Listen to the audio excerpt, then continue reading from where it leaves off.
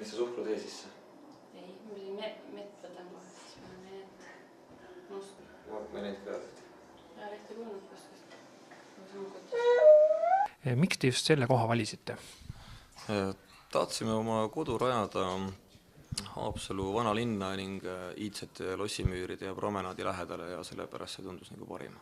Täpsemalt on Kuursaalist mõnisada meetrit siia kesklinna poole ja ta jääb pigem siia Aafrika ranna äärde. Siis tegelikult on mul siin juhuslikult üks kaart, mis õber mulle kinkis soolaleivaks, et siit ma võin kohe näidata, et tegelikult linnus ongi siin samas. Mingi maja asub meil siin kõrval kohe. Tennise väljakud jäävad siia, siis Aafrika ranna pool on siin ääres. Kes oli selle hoone arhitekt? Arhitekt oli Vallo Valge, kes on Haapsalu arhitekt ja sisearhitektiks on Erik Olleand. Kui kaua kestis projekteerimine ja samas kui kaua kestis maja ehitus? Projekteerimine kas oli pool aastat umbes ja ehitus siis kestis üle 3 aasta. Millised nõudmised teil arhitektil olid? Praktiline peaks olema, esiteks ruumi lahendus praktiline ja oli tingimused kivimaja ikkagi, et kuna ta on suhteliselt tänava ligi, et müra ikkagi sisse ei kostuks ka. Kirjeldage mõnda erinõudmist, mis teil tundus väga vajalik siin majas olema? Et ruumi lahendus oleks praktiline ja et lastel oleks piisavalt ruumi ja et ka teinekord mõni sõber saab ööme jääda. Igas majas on selline koht, kus pere tahab alati koos istuda. Meie majas on kööks, et see on maja keskus, võiks öelda, et kõik hommikul tulevad siia esimesena kokku. Ennist käisime majas ringi ja nägime ka vapustavalt suuret vannituba. Selle saamislugu?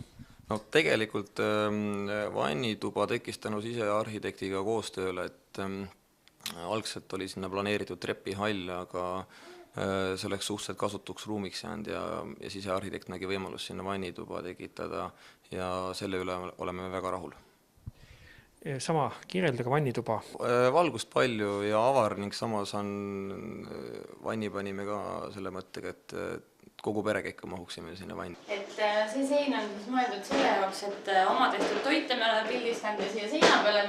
Praegu alguses on muidugi ainult mõned siin, mis me oleme nagu ise teinud, siis oleme pilti teinud, et see jääks nagu siuke vahva sein siin. Et kuna ma ise õpin kokandust, siis ma pildistan neid toite, mis ma olen näiteks kooli jaoks või lihtsalt midagi, mis on vahva välja tulnud, siis et oleks siuke tore istudes siin laua ääres, oleks tore vaadata seina pealt. Pliidi mõte tegelikult tuli sellest, et oleks sooja, kui oleks vaja pliidiga tekitada sooja, aga samas ka, et saaks oma tehtud leiba siin küpsetada ja jõuluajal ka seapraadi teha. Uksed lasime siis ise teha selle mõttega, et nad oleksid vanas stiilis, samuti lihvitud klaasiga ja need uste kaardinad on muidugi kõik taaskasutuses, et kohal oma õmblejal lasime siis need kõik valmis teha ja et riie on leidnud uue elu endale. Mis siin majas veel on taaskasutuses? On veel midagi huvitavat?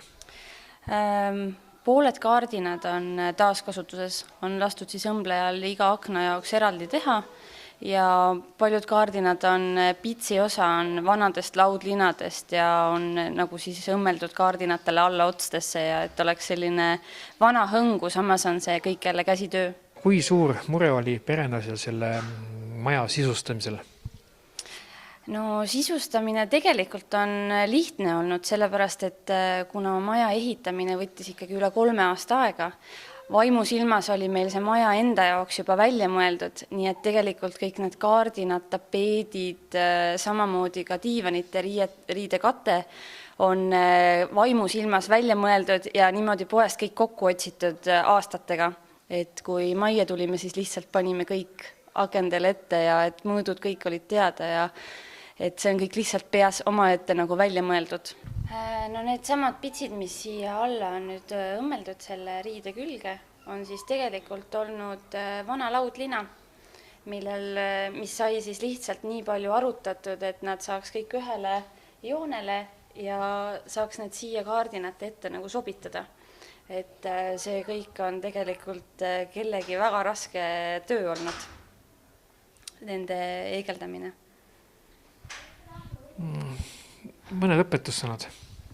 Et ma soovitan kõigil otsida lihtsalt kas või vanaema vanast kapist selliseid vanu asju, mis tegelikult on väga ilusad ja lihtsalt natukene tuleb mõelda, kuhu need võiksid sobida ja kas või lihtsalt lõigata või arutada üles, et nad sobiksid millekski muuks ja on väga lihtne ja väga ilus.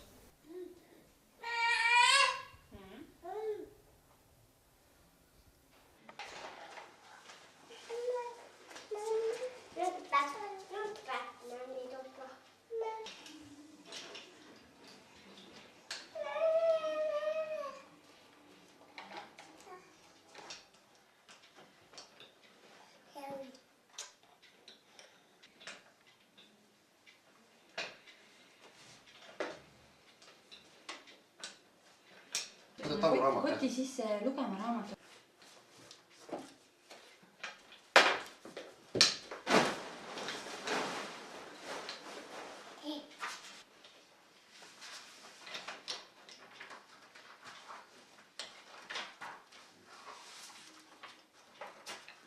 Sina saad jah.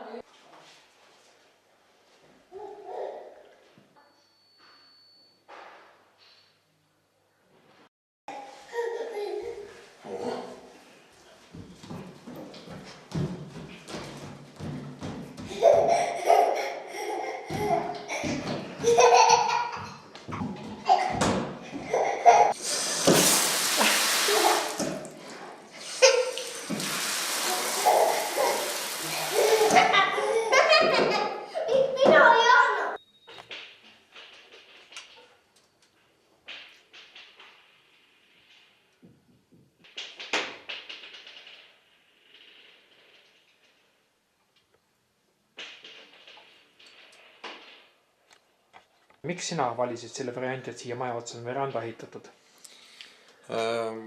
Tegelikult oli see sellepärast valitud, et õhtupäike tuleb täpselt siia ette ja ka talvel on siin mõnus rahulik nagu raamatut lugeda ja ajalehti lugeda, samuti ka peale sauna otse lumehange hüpata. No nii, veranda on tavaliselt külm, aga sinul on ta soe.